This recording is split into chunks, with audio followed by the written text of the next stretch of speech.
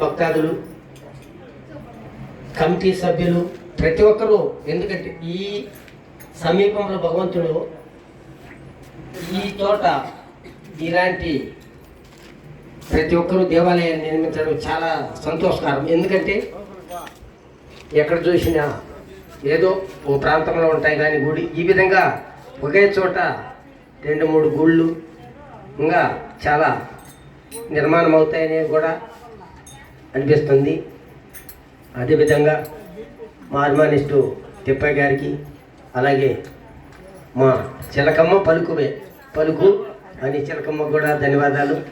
తర్వాత మా కథల్ని ఇక్కడ వచ్చినటువంటి, ఎందుకంటే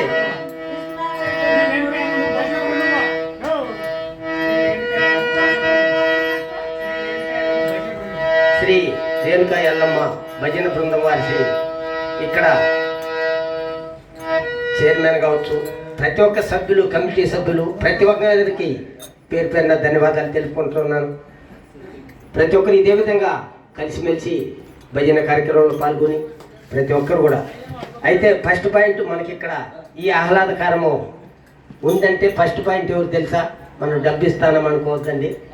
ఫస్ట్ మన సిస్టమ్ మాస్టరు మైక్ సెట్ కరెక్ట్గా ఉంటేనే ఈ ఆహ్లాదం ఉంటుంది. ఒక మైక్ పెడితే ఒక మైక్ పొయ్యి అని అనుకో, ఈ ఆహ్లాదం ఉండదు. కాబట్టి మన శివన్న గారికి పేరు పేరున ధన్యవాదాలు. ఇలాంటి ఏ కార్యక్రమం జరిగినా మదనపల్లి ఏరియాలో కనీసం అంటే మా ప్రోగ్రాంకి అన్న ఒక 20-30 ప్రోగ్రాంలు మదనపల్లి టౌన్లోనే ప్రతి ఒక్క చోట ఆ సిస్టమ్ ఎట్లా